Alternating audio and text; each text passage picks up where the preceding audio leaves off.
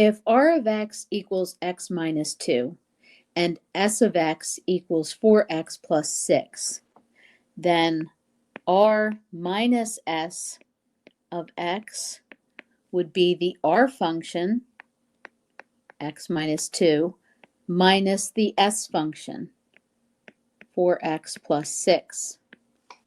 So now we have to distribute the negative into the parentheses here, which gives me x minus 2 minus 4x minus 6. And then combining like terms,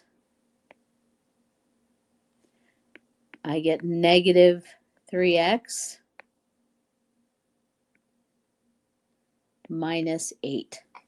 So r minus s of x equals negative 3x minus 8.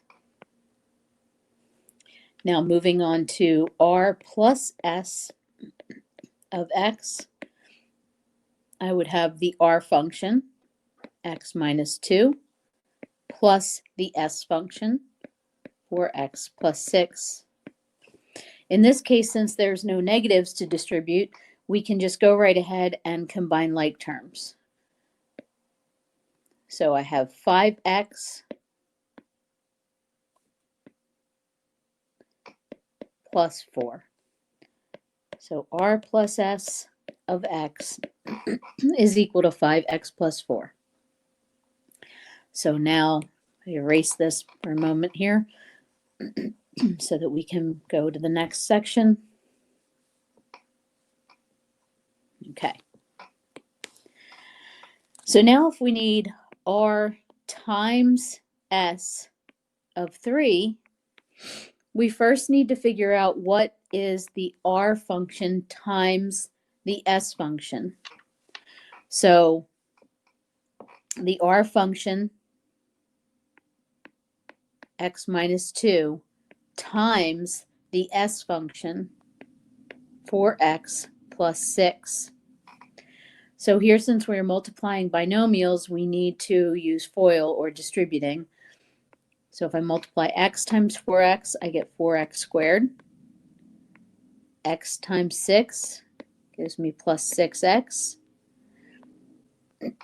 Negative 2 times 4x gives me negative 8x. And then negative 2 times 6 gives me negative 12. Combine like terms in the middle, and I get 4x squared minus 2x minus 12. So r times s of x, in other words, multiplying those two functions together, gives me this result.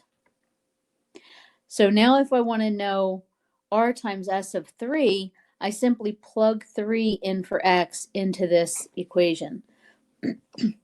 So that would give me, let me erase here a little bit. Okay. So that means then I would have 4, my x is 3 squared, minus 2. Again, substitute 3 in place of x. And then here, following order of operations, I must first do the exponent.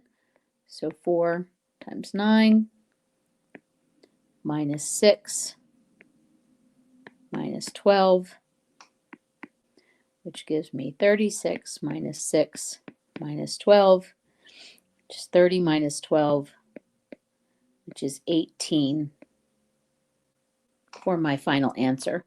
So r times s of 3 would be equal to 18.